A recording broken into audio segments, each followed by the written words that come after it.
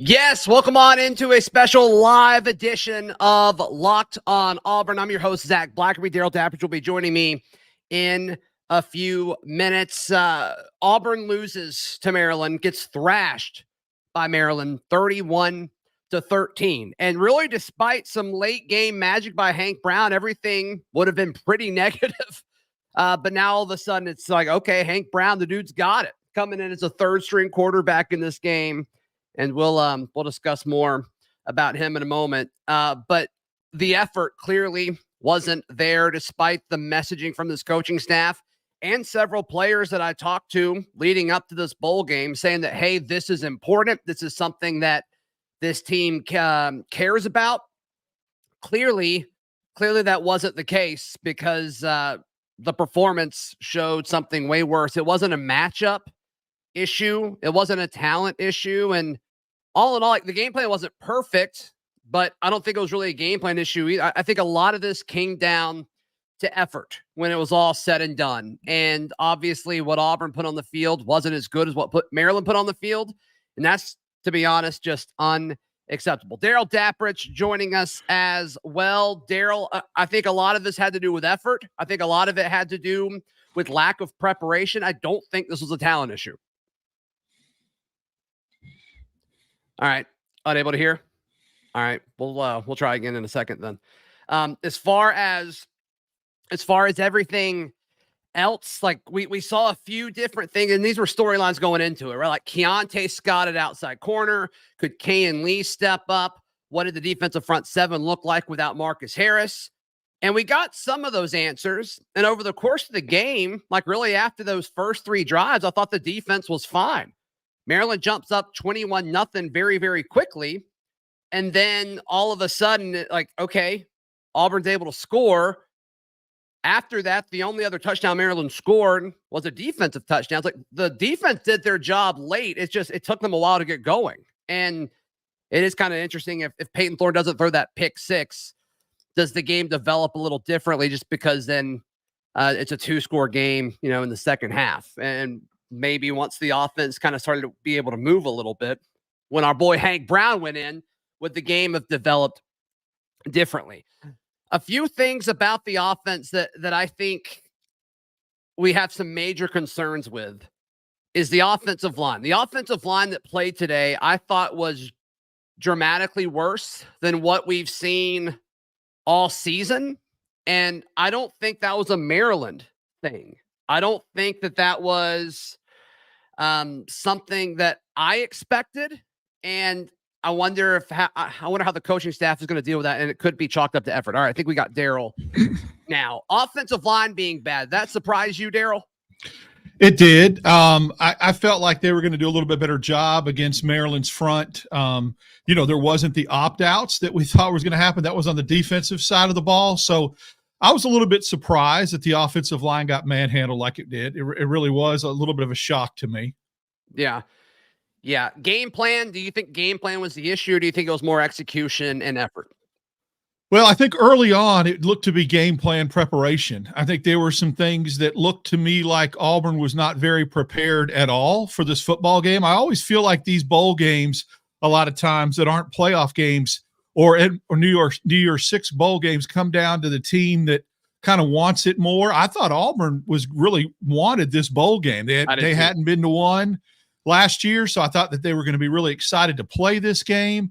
It just makes me wonder about focus and allocation of duties. And look, I'm not making any excuses, but I wonder if the transfer portal, the recruiting class, Hugh Freeze all but said that about these deadlines and these calendars.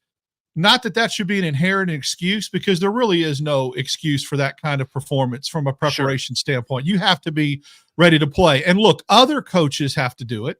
Other coaches have to figure out how to balance all three. Another thing too that kind of made me lend itself to think that is that headset deal. The headset communication in the helmet, when Hugh Freeze said, we just don't have enough time with everything we've got going on to implement that. He came right out and said, we're not going to be using it.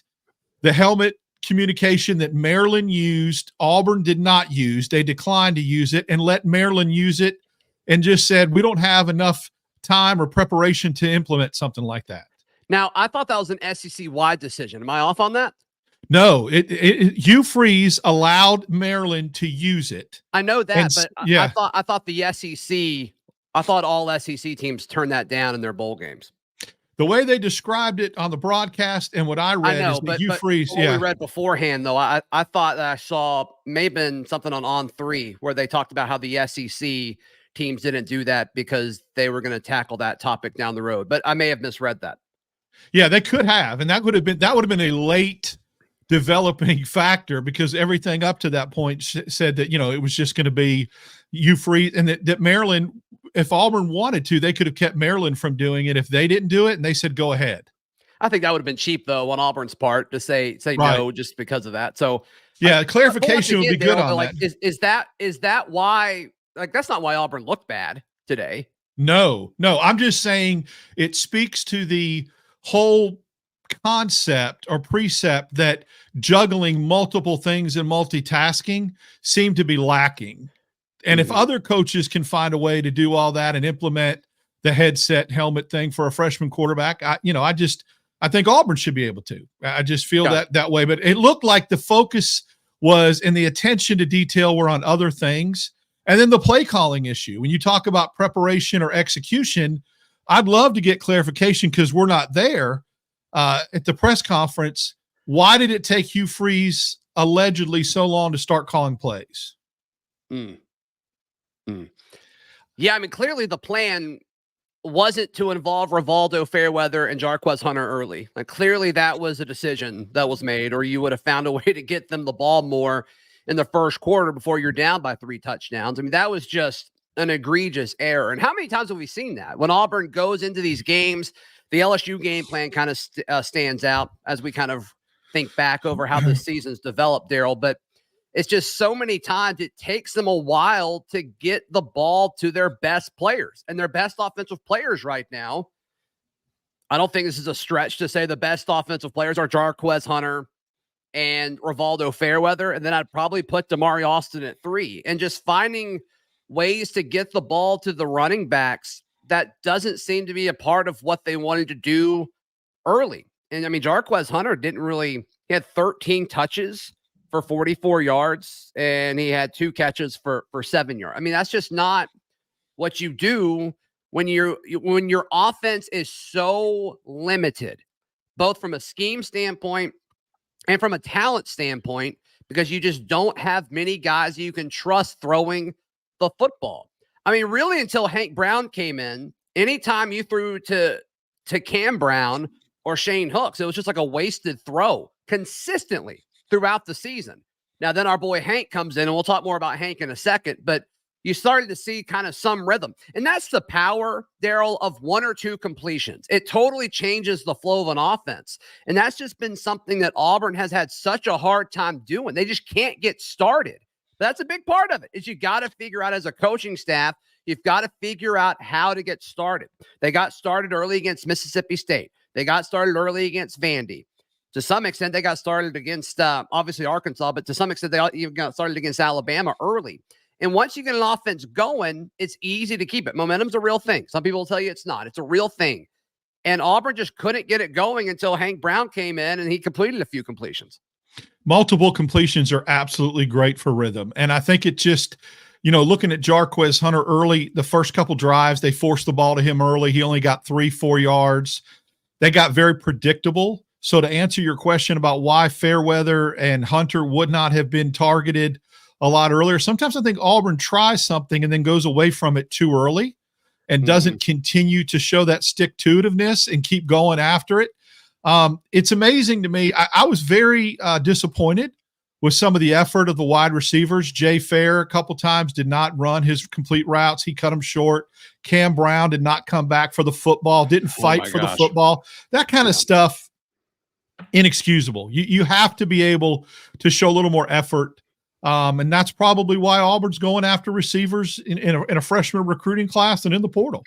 Yeah. I mean, I think that's exactly what's happening. And you hope that these guys can come in and figure everything out in spring and change. I mean, the whole offense right now is it's systematically like a mess. I mean, there's so much you have to fix. It's not just Peyton Thorne. It's not just the offensive line. It's not just the wide receivers. And it's not just scheme and play calling. Like you have to fix them all.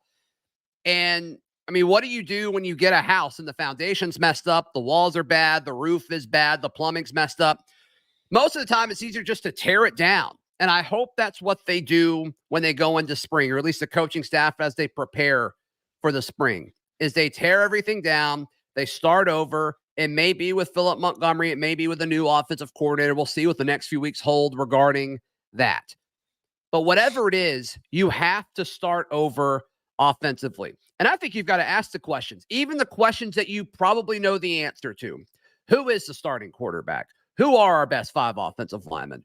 Who does give us the best chance to win at every stage throughout the season? Like, is it worth the upside of putting some of these freshmen in early? That's why I think Cam Coleman has to start day one, just because the growing pains are going to be worth it. They're going to be worth it. Because at this point, we know who Camden Brown is. We have a pretty good idea of who Jay Fair is. We'll see what Caleb Burton can turn into. But I mean, so many of these guys, it's like, we've seen this. We've been begging for them to put it together for so long, and they just haven't.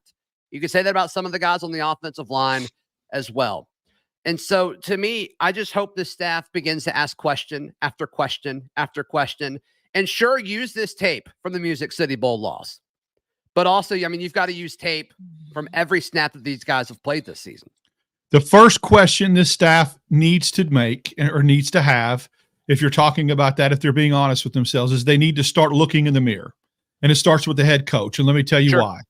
Auburn has had a lot of W's this last year, but most of them have been off the field wins, recruiting classes, transfer portal hauls, coaching staff decisions, jumping into a bowl game, showing up. But if you look at the proof of concept on the field and what Auburn was able to accomplish on the field, they lost an embarrassing game to New Mexico State late in the season that they shouldn't have lost.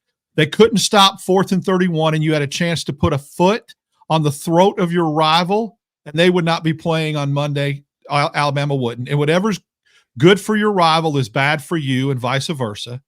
And then they go to a bowl game and absolutely lay an egg and look unprepared and disinterested.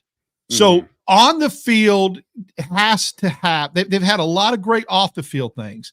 But at the end of the day, 6-7 is still 6-7. I saw a lot of things on X about this is an exhibition game.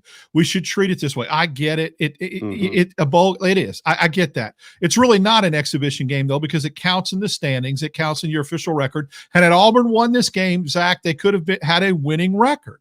They didn't. Bowl games matter. They can springboard you into the next season. So all 3 of those things really ended up being L's at the end of the year. That needs to get corrected. Preparation and being able to multitask, this staff has to look at that. Yeah. And not just put all their eggs in the recruiting basket. You don't hang a banner for having the number 5 recruiting class in the country.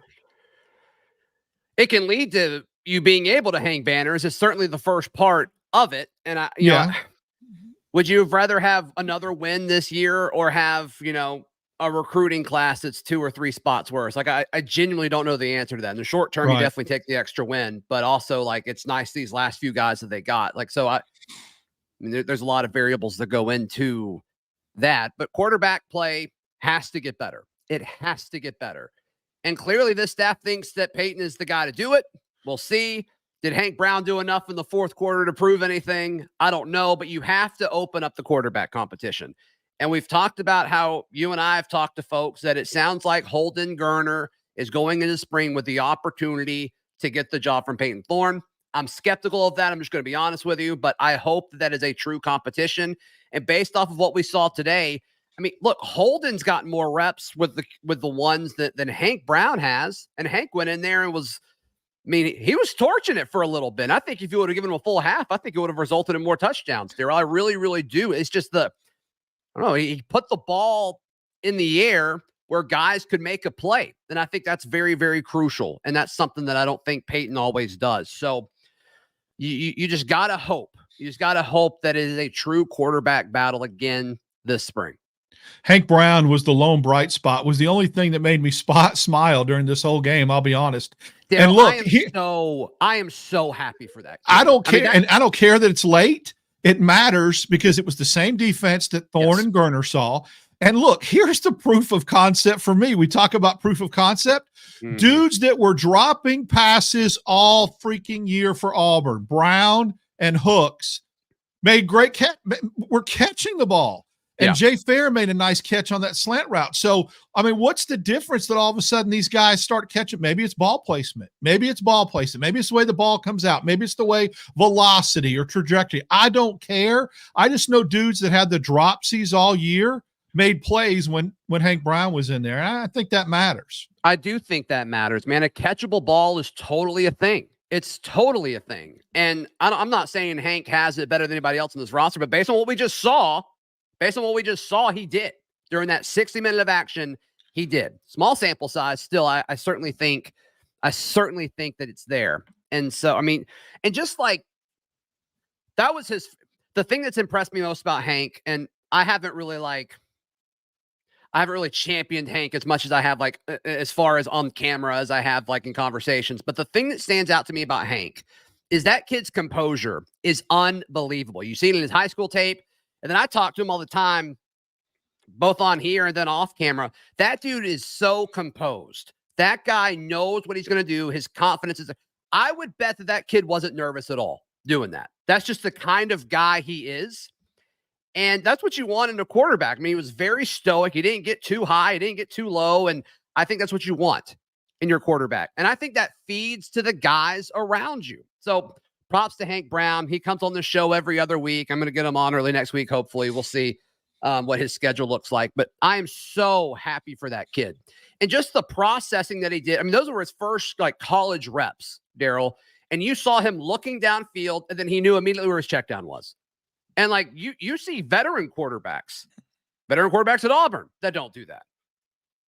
Even the swing passes out of the backfield to like Cobb, the check downs. Right. Yeah. We're on target, on point, on stride, where you can catch the ball and you can run with it, after in stride and keep going forward.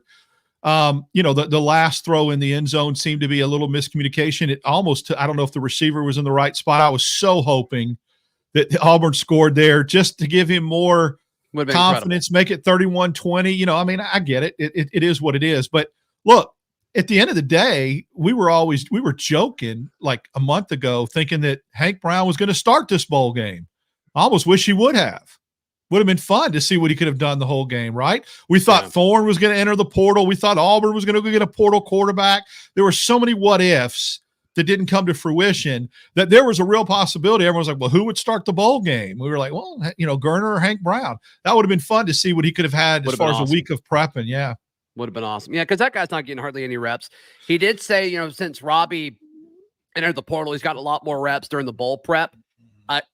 I can't imagine he got a whole lot with the ones. Maybe he did. Maybe I'm off on that. We'll talk to him next week about all that. But I'm just so happy for that kid. Other things that took away. So, like, is Cam Brown on this roster in 2024? I would have a very strong conversation with him immediately after this game if I was the coaching staff and say, son, do you want to be here or not? Because your body language and your effort showed me that you didn't want to. You didn't come back for the ball. You didn't fight for the ball. You just looked disinterested when the ball didn't, when you dropped a pass. I don't know, dude. I missed the mark on him 100%. I was so excited for him. Everybody did. Look at him, though. Like, physically, he's everything that you want. And he's posting these videos on Instagram of him working out and his cuts are so clean. But he's like not wearing pads in those. And so I kind of just wonder, like, when you strap him on, does he still have it? And I don't know if he does. There just needs to be a big time improvement, upward trajectory for him, I think, to have a spot on this roster next year. Mm-hmm. All right. I love Canley at corner. I know we've already seen him kind of in a starting role. Those his first games because Nehemiah Pritchett missed the first few games of the year, but I think Canley's the truth, man. I think he's really, really talented. I think he's really, really good. I like him at that corner, and I almost have to say, small sample size, I wonder if I'm rethinking the Scott move outside or move him back inside. I think if Auburn can go get a day one starter at corner, a lockdown corner in the portal, maybe you go back to the configuration they had earlier this year, move Scott back inside on the ball. Now, again, it's one game, and I know he played that position, and I was an advocate for him to move out there. Yeah. But I think I need to see a little bit more, and maybe as an insurance policy, in case that experiment doesn't work, you always have him to fall back on, moving him back inside. Did Donovan Kaufman play today in that game? I think he played a lot. Okay. Yeah. He's 5, he just right? was quiet. Yeah, he was just quiet. Yeah. I didn't hear much. Yeah. And sometimes that's a good thing with DBs. Yep. I didn't really notice him one way or the other, which is a good thing. Yeah, Keontae Scott being an outside corner, like you said, it's one game. It's been a minute since he got a lot of reps there in practice, you'd have to assume, but wasn't blown away by it. Wasn't blown away.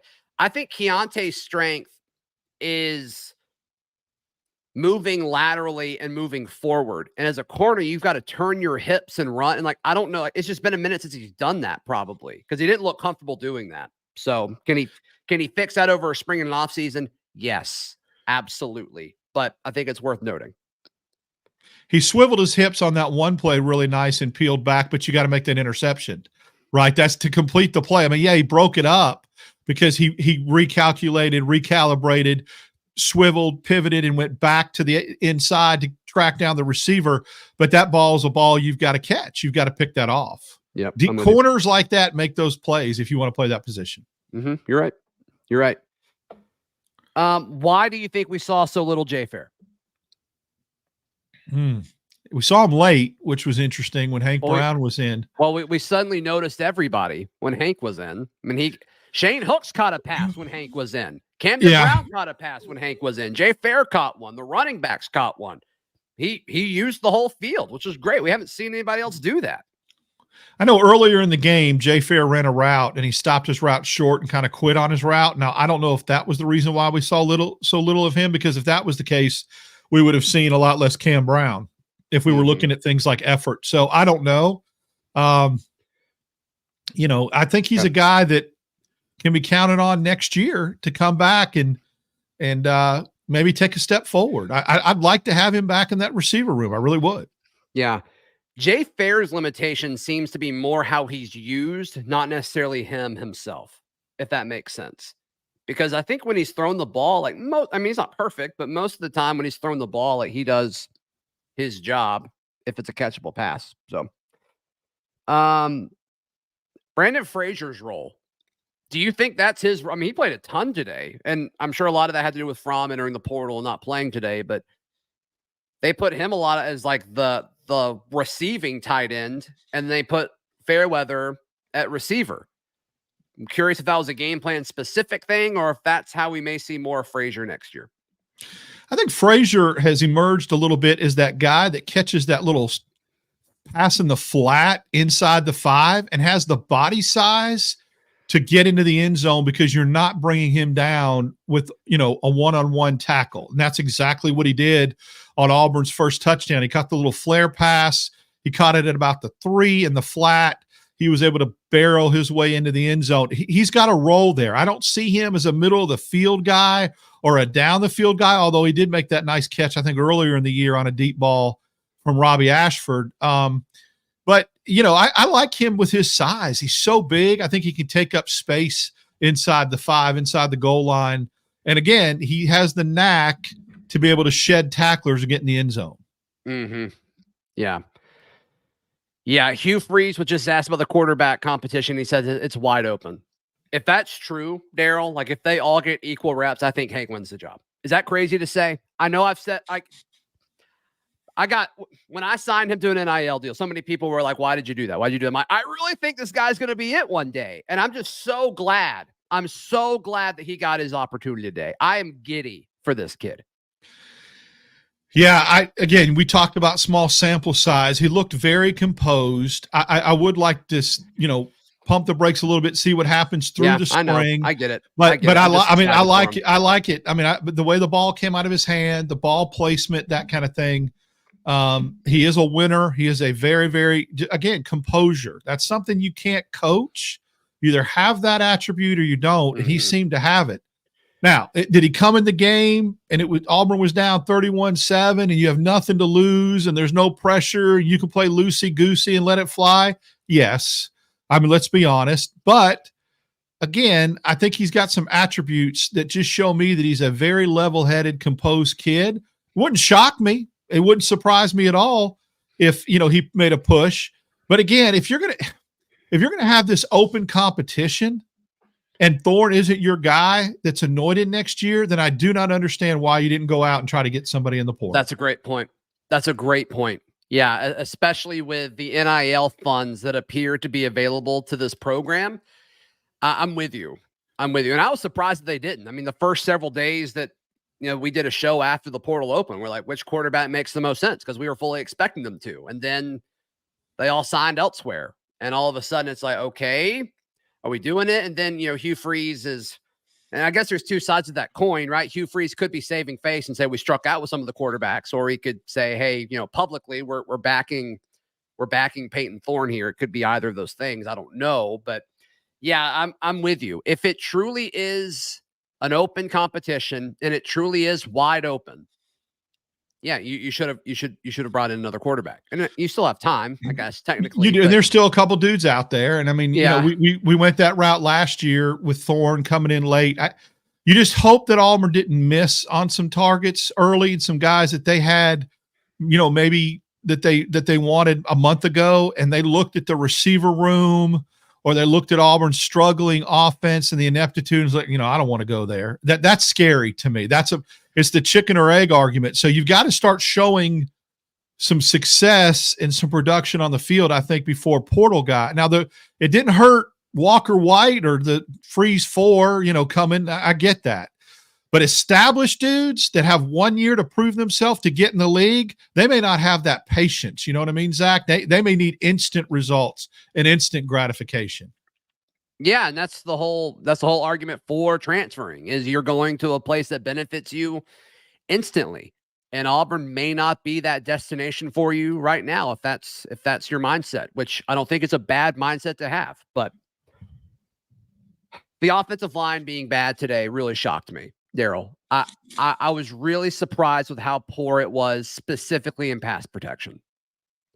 Yeah, I saw somewhere and I want to get confirmation on this because we jumped on live, and when we go, there's no time to look at post-game notes and that kind of thing. Was Connor Lew hurt? I saw where he didn't play much, and that could have been a factor because I think he really helped anchor the offensive line late in the year. Yeah. And I saw where he was hurt. So a couple people confirmed and said, yeah, he's hurt. But still, the other guys should have stepped up, and we should have seen a little more continuity with that offensive line because, again, nobody opted out that I know of. I mean, like they did on the defensive side of the ball. Right. I love Sylvester Smith. The small sample size we've seen of Sylvester Smith and just talking to guys that, are able to see all of practice and involved in the process. The way people talk about Sylvester Smith early and what we saw today, I thought was great. Pairing him with Laquan Robinson next year is going to be fun, no matter what the rotation is and how many different safeties come into the fold. And if Auburn gets one in the transfer portal, that kind of thing, I think that there's a future combination that you're seeing there. Kaufman's coming back. You've already talked about Lee, but yeah, I liked Sylvester Smith tracked down that deep ball, put his hand in there, stripped it. I thought it was a fumble. Honestly, I didn't think it was a completion. They said the guy never had, I thought it was a fumble, and then Auburn didn't secure the recovery, which is a theme this year as well. Yeah. But he made a great play on it. He tracked it down. He recovered. So congratulations to him. There were a few bright spots. I thought Jeremiah Cobb came in and played well at the end of the game, and he's a guy that Auburn's going to be counted on next year, although it looks like everybody, maybe Battie enters the portal, but looks like everyone else is back. Yeah, I do wonder if Battie enters the portal. I wouldn't blame him. I also... his decision on when he takes stuff out and when he doesn't, like, I don't know if he's told that or just given the green light or what, but the whole, like, anytime you return it, it should get past the 25, and it doesn't always do that. Amen. And then the fumble, like the fumble was not, you can't fumble. Had an opportunity to have the ball at the 40-yard line because of the taunting penalty, and you turn it right back over. It was just that kind of day. I mean, it just was. Sure. I mean, couldn't recover a fumble. couldn't get a face mask call, even though it happened 3 or 4 times. Couldn't get there was just a lot of things that absolutely didn't go Auburn's way. And that's what happens. It was just, but a lot of that was due to the fact that they came out looking like they would rather be anywhere else than Nashville, Tennessee. Mm-hmm. They didn't seem to want to be there, which stinks. It stinks for all the fans that paid money to travel. That's my thing. I'm glad you said that. It's brutal. It's brutal. There's an apology that needs to – Hugh Freeze said it to Alyssa Lang. I feel bad for these fans. I want to apologize. That is inexcusable when your fan base pays that much money to go there, to have that kind of empathy, lack of effort in the performance. That's just wrong. That is just wrong. There's no guarantees in life, but all that money, you want to see a little better product on the field. I'm sorry. Yeah, I mean, it's different if you just lose, but with what they put on the field, I mean, that's just disrespectful, I think. Yeah, that's the word. Yep, disrespectful. I think. So we'll see. We'll see what happens. Any other bright spots that we didn't mention? I mean, Colton Hood, I think, had some moments at nickel, middle of the field, defensive back. I like that. We heard that he was getting more snaps at nickel in spring practices leading up to this. I wonder if that changes if Auburn gets a corner in the transfer portal and they scoot Keontae back inside. Like, I'm curious what the pecking order is. No, I'm sure they'll try different things in spring, but I thought he looked solid in kind of his first bit of action. Yeah, I did too. That's where the bowl games like this really are important, that you can get guys some reps. And now Hood and Smith going into next year will have a little bit more air of confidence about him. And again, I can understate, when nobody looked like they wanted to be there and everyone looked disinterested, Fairweather was a grown man, strong hands, ripping the ball away from safeties, lowering his shoulder. He literally carried Auburn on his back that first offensive touchdown. So I give him a lot of credit. He was a bright spot for fighting and acting like a real leader early on in that game when it was ugly. Yeah, and it's like you could tell once he got the ball, he was going to do everything he possibly can to move it. And Rivaldo Fairweather is Rivaldo Fairweather. Right now, the exception, when you look at game by game, the exception of Rivaldo Fairweather is the Iron Bowl. Like, that wasn't him. He had a bad Iron Bowl. But outside of that, he's been pretty stinking reliable. He has. And the fact that they could move him outside, which I hope they don't have to do next year. They did that out of necessity. Well, it's out of necessity. I'd much rather have him in the slot in between the hashes, where I think he's going to do a lot of damage. I know that occasionally you put him out there with a jump ball on a undersized corner or safety, but I just hope Auburn has elite receivers next year where you just do not have to do that and you can leave him inside. Mm-hmm. Yeah. Yep. And so some of these guys that played like their last games, like Larry Nixon was one of them. I guess Shane Hooks was one of them. Did Nick Martiner play today? I didn't see him, but I guess he's out of eligibility now. Did Lawrence Johnson play today? I didn't notice him if he did. I saw Zeke Walker, but I did not see him. But I do want to the kid, the junior college kid that came. Quintrell Jameson. Yes, Travis. he played some snaps early, made a couple plays, so that's good for next year for a little bit of depth, right? I like seeing him getting some reps as well. Yeah, I was not impressed with Zeke Walker early, but yeah, we'll see. I mean, I don't know. I don't know what the proper expectations for him are at this point. And then I thought Jalen McLeod looked good for the most part. I'm excited to see what else they do with those freshmen, and if they put Joe Phillips in that spot or not, and if they go out and get a transfer guy, which you hope that they do. I'm excited about the idea of developing Keldrick Falk as a pass rusher, because right now I think those are your 2 tickets to winning in 2024 in the pass rushing game.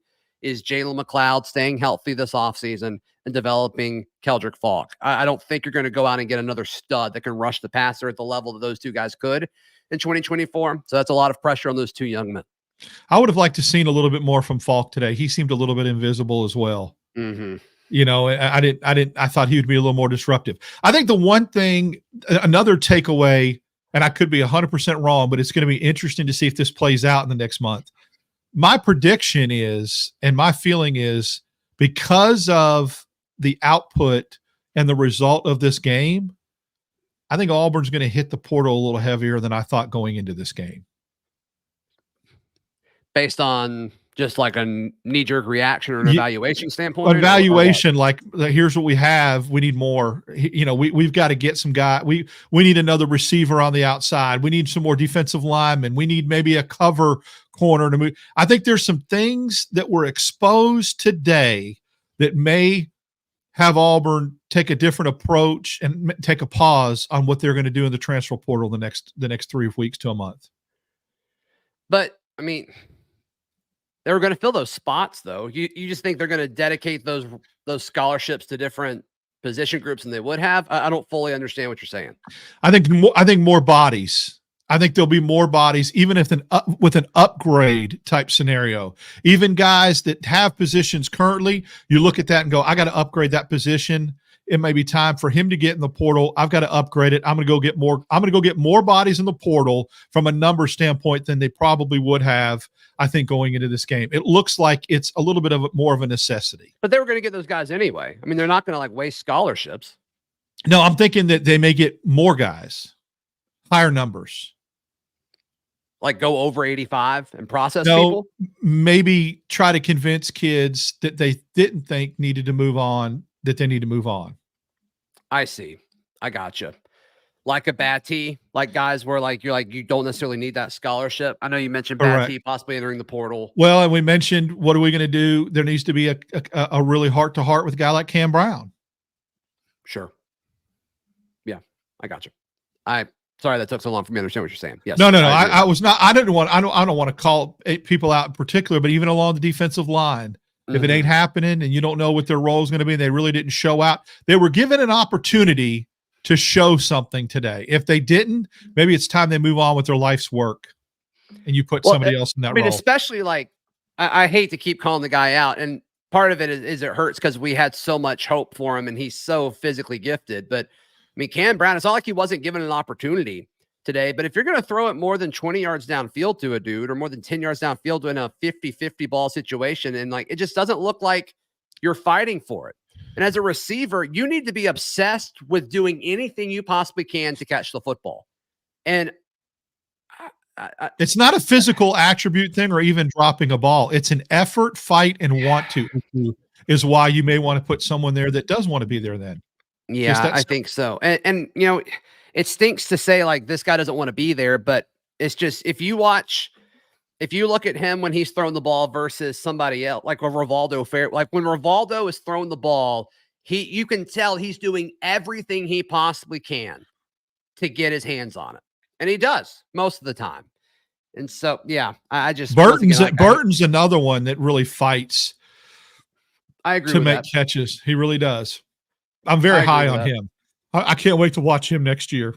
I think very he's high a on candidate to take a huge step forward. I think that was a very nice route he ran where Hank Brown made a very nice throw. That was a really on both ends, throw, catch, route, perfection. I loved watching that, and I hope that there's more of that to come next year. Yeah, and they did a lot of that with him, where he'd take a jab step outside and then he'd cut right inside. It wasn't a slant; it was more of just an in route. Yeah, or deep, yeah. And it was great. It was great. They went to that early. That was one of the first receptions of the game, first catches of the game for Auburn. But yeah, they didn't do that as much as they probably should. So, a lot of negative in it. And tough one to watch. Tough one to watch. Very, very tough one. But once again, falls on Hugh Freeze. It falls on Hugh Freeze, like you said earlier in the show, Darrell, and we'll see how he responds to it. What coaching changes are going to be made at the coordinator spots, and does it make a big difference? Does it make a difference? And also, why did it take so long to make these changes? That may make sense when some of these announcements are made moving forward. Yep, it's a great point, and I think there's going to be a lot of activity over the next month. So buckle up if you're an Auburn fan. Again, off the field things. Transfer portal, that the February signing date, I don't think will bring much surprises, but you've got the Ryan Williams watch going on with that. So there's a lot that could pop. Staff changes, who knows? A lot could be going on. Yeah, I'm with you. Okay, so People are still talking about Hank. Did that many people join late? Do we need to talk about Hank again? We can talk about Hank again. So proud of this kid. So happy for this kid, Darrell. I mean, just an impressive young man. It's been a joy working with him this season. I assume he'll want to come on next year too. We'll see. But all in all, like just the way that he processes information, and you can see it. Once again, you can see when he's looking downfield and it wasn't there, and then he knew where his dump off was. He knew where the check down was, and that's been something that's hurt Auburn quarterbacks for the past decade. I mean, you saw it with. You saw it with Bo Nix. You saw it with Jarrett Stidham. You saw it with, a ton of guys where instead of going for the check down or knowing what you needed to do, they'd flush out of the pocket. And instead, Hank just knew what the timer was. He knew he didn't have but like 2 or 3 seconds, and he'd look downfield, it wasn't there, and then he'd dump it down. And you just don't see a lot of true freshmen do that in their first action. No, composure was a thing. We talked about that earlier for the latecomers. Composure, where he put the ball catchability matters. What kind of ball you throw. You can spin it and the ball can leave your hand and look great and look pretty, but where you put the ball, catch radius, that kind of thing, catchability, he looked like he did. He was checking all the boxes. And I guess the composure was the thing that I was most impressed with coming in that situation, his first game playing in a bowl game, and looked like the moment wasn't too big for him. And that was what was very encouraging to me. Are you surprised he got a shot? Because I am. I'm surprised they gave him a chance. I thought they were going to ride with Holden the rest of the way. I was shocked. When he completed that first pass, I was kind of doing something else, and I thought that was Garner. And then when he completed the second pass downfield, and the announcer said his name out loud, I thought, wow. I mean, it completely took me aback. And yeah, it was a huge surprise to me. I thought they would just ride with Garner to give him snaps, to keep him hopefully happy, and give him an opportunity to keep him out of the portal is what I was looking at. That's unfortunately that's what we have in this day and age of college football. People get their feelings hurt, get mad, knee-jerk reactions, boom, they're in the portal. So I thought that he was going to get an opportunity to finish the game, and it was so fun. That was the only fun part of the game, was that last drive when Auburn got the ball back and he was just marching them right back down the field. I was so hoping to get another score there for the kid. There was just nothing about him being on the field that looked like a true freshman making his first start. There's just nothing about it.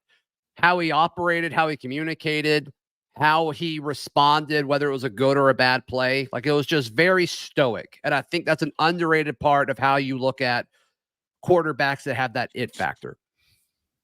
Yeah, you have that or you don't. You can't coach it into a kid. It's a God-given ability, but they have it when you see it. And he definitely has that. And I think Trent Dilfer was very, very adamant and very vocal about that kid and having all those attributes. Mm-hmm. Who was his high school coach, who does the quarterback. He was a quarterback guru, did the 7-on-7s and all that. So yeah, Elite 11. Yeah, all that stuff. So, all right, Darrell, that's going to do it for this. We'll be back in a few hours. So go ahead and click subscribe so you know where to come back to when we go live for the Auburn basketball game that starts in about 3 hours. And then we'll go live as soon as that is done. So a lot of Zach and Darrell and Locked On Auburn today. In the meantime, Darrell, how can people check out everything that you have going on? X has been fun today. So DAP 6410. And then, like you said, looking forward to jumping back on. I missed you this week. Glad back at it. And we'll see you again in about 5 hours. Yeah, I'm glad you're feeling better too. Darrell's been fighting it this week. I'm glad he's back. So everybody be like, yay, Darrell's back. And also, happy birthday, Darrell Dapprich. So what does he get to do for his birthday? He gets to talk Auburn all day. So twice. I love it. Yep. Yeah. Hopefully the next time is more fun than this one. So we'll see. Follow me on socials at Z Blackerby. Read all my written work at auburndaily.com. And we will see you in a few hours. This has been Locked On Auburn.